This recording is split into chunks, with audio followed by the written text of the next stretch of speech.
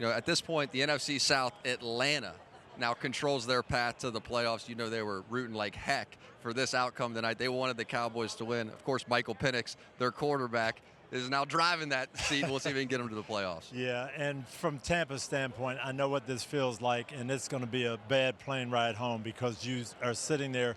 We are in charge. We win our 3 games, we're in. And now you come out here, you don't play well. Coach Bowles talked about fundamentals, not tackling well, not hanging on to the ball. And now you have to depend on somebody else. Geez, we got to hope that Washington can beat Atlanta. We've got to hope that something happens. And you lost control, and that's a bad feeling. Well, let's see the standings now in the NFC South. And then I want to take you back to a moment in the first half, into the first half of this. So the NFC South now 8-7 Atlanta.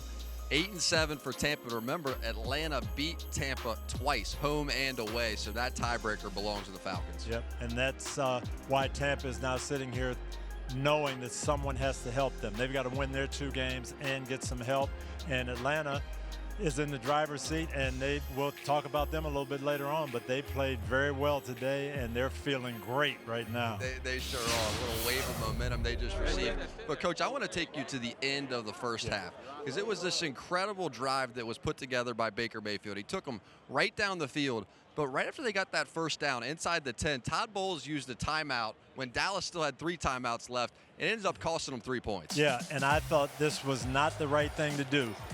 There are 59 seconds left. They run the ball, make the first down, but now you've got 55 seconds and 1 timeout. Go up there, run your next play. You want to score. You're going to have plenty of time, but they scored with 48 seconds left.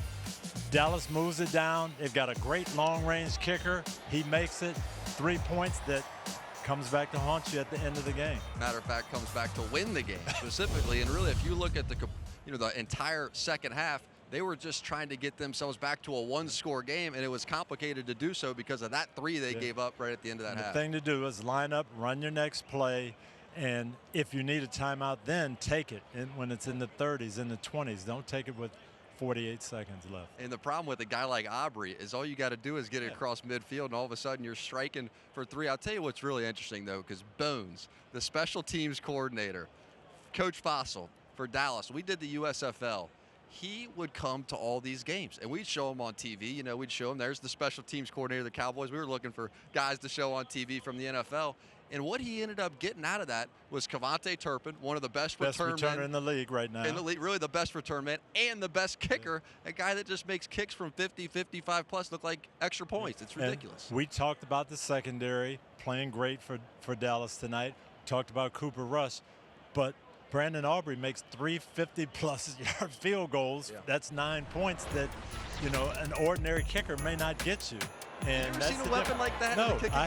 I have not. With these long-range kicks that you just feel like, as a coach, you don't even have to scratch your head. Am I going to punt it? Are we going to kick it? No, we're going to kick it, and he's going to make it from 55, 57, 58 automatically.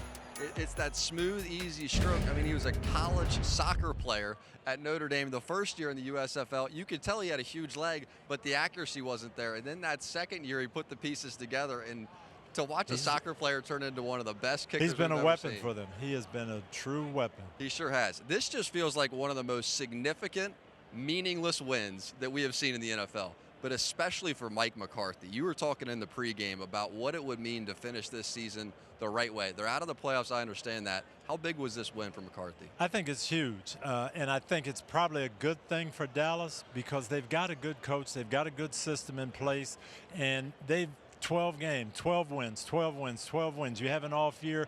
If you start over, start from scratch, rebuild, you don't need to. And I think the players showed that tonight to their owner. Hey, Mr. Jones, we've got a good coach here. We want this guy to be here. This is how we play for him.